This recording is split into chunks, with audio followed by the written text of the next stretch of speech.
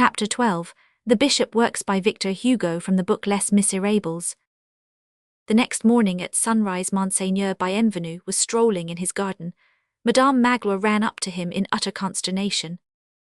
"Monseigneur, Monseigneur," she exclaimed, "does your grace know where the basket of silver is?" "Yes," replied the bishop. "Jesus the Lord be blessed," she resumed, "I did not know what had become of it." The bishop had just picked up the basket in a flower bed. He presented it to Madame Magloire. "Here it is." "Well," said she, "nothing in it, and the silver." "Ah," returned the bishop, "so it is the silver which troubles you. I don't know where it is." "Great good God, it is stolen. That man who was here last night has stolen it." In a twinkling, with all the vivacity of an alert old woman, Madame Magloire had rushed to the oratory, entered the alcove, and returned to the bishop.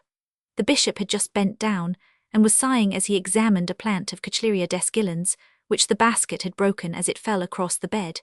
He rose up at Madame Magloire's cry.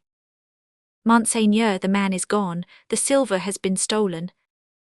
As she uttered this exclamation, her eyes fell upon a corner of the garden, where traces of the wall having been scaled were visible. The coping of the wall had been torn away. "Stay, yonder is the way he went. He jumped over into Cochefillet Lane. Ah, the abomination, he has stolen our silver."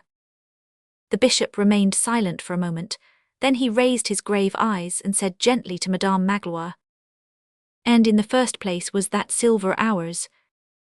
Madame Magloire was speechless. Another silence ensued, then the bishop went on.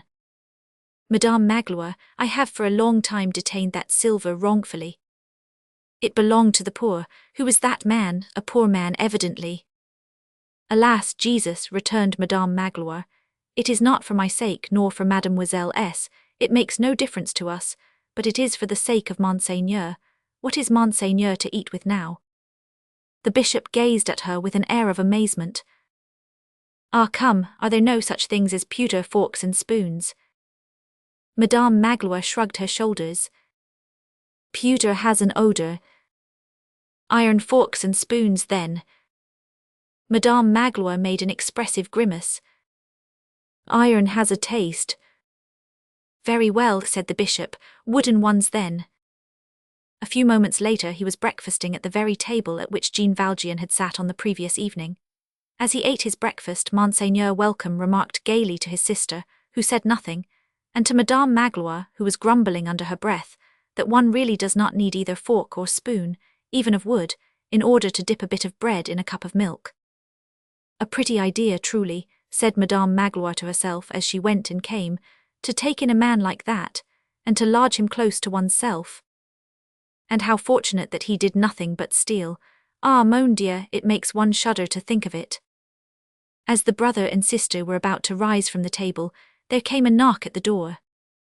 "Come in," said the bishop. The door opened.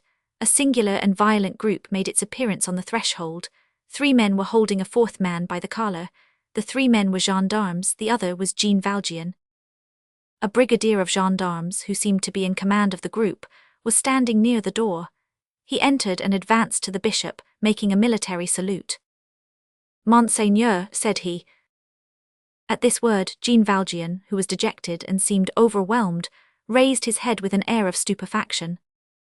"Monseigneur," he murmured, "so he is not the curé." "Silence," said the gendarme, "he is Monseigneur the bishop." In the meantime, Monseigneur Bienvenu had advanced as quickly as his great age permitted. "Ah, here you are," he exclaimed, looking at Jean Valjean. "I am glad to see you. Well, but how is this? I gave you the candlesticks too, which are of silver like the rest, and for which you can certainly get 200 francs.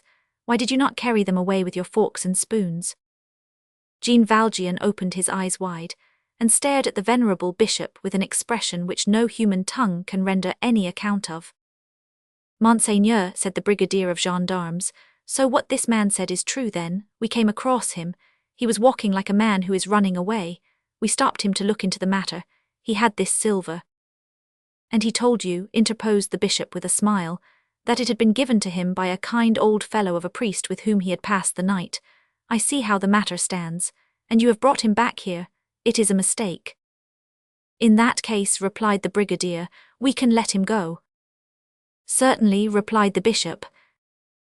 The gendarmes released Jean Valjean, who recoiled. Is it true that I am to be released? He said in an almost inarticulate voice, and as though he were talking in his sleep. Yes, thou art released, dost thou not understand? Said one of the gendarmes. My friend, resumed the bishop, before you go, here are your candlesticks, take them. He stepped to the chimney-piece, took the 2 silver candlesticks and brought them to Jean Valjean.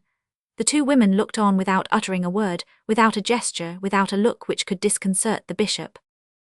Jean Valjean was trembling in every limb. He took the 2 candlesticks mechanically and with a bewildered air. Now, said the bishop, go in peace. By the way, when you return, my friend, it is not necessary to pass through the garden. You can always enter and depart through the street door. It is never fastened with anything but a latch, either by day or by night. Then, turning to the gendarmes, you may retire, gentlemen. The gendarmes retired. Jean Valjean was like a man on the point of fainting. The bishop drew near to him and said in a low voice, do not forget, never forget, that you have promised to use this money in becoming an honest man. Jean Valjean, who had no recollection of ever having promised anything, remained speechless. The bishop had emphasized the words when he uttered them. He resumed with solemnity. Jean Valjean, my brother, you no longer belong to evil but to good. It is your soul that I buy from you. I withdraw it from black thoughts and the spirit of perdition, and I give it to God.